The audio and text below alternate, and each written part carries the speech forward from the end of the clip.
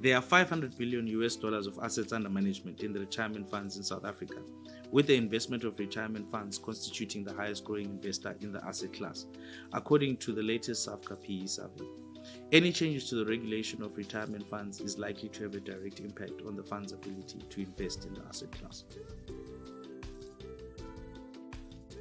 We think the proposed changes below are likely to have an impact on the allocation of retirement funds to private equity asset class. The Regulation 28 permissible assets include equities, cash, bonds, offshore property, and others, which includes private equity and hedge funds. The proposed Regulation 28 amendments include 1. The increase of the private equity allocation to 15%.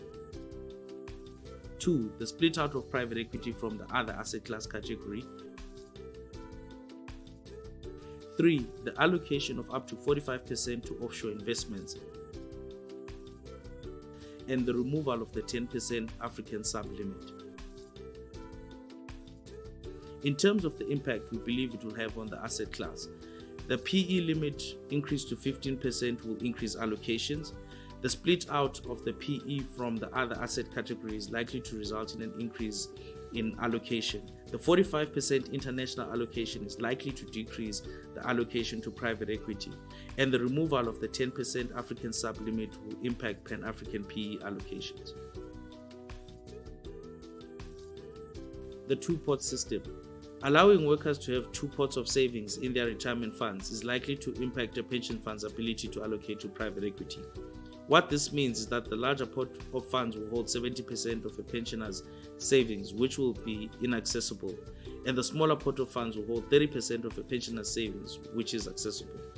As the 30% needs to be liquid, it is unlikely that this will be allocated to private equity. Depending on how the regulation of the 70% is structured, a retirement fund will need to manage the allocation and the liquidity accordingly. PE is likely to be allocated to from this pot. Pensioner age. With the proposed changes, the new pensioner age will move from 65 years of age to 60 years of age. The early retirement age will move from 55 to 50.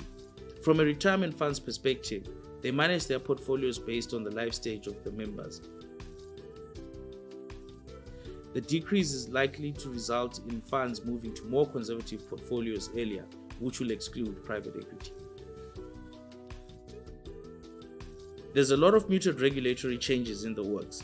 How they play out for the pension funds and for the private equity managers will be dependent on which ones are promulgated and in what form and fashion.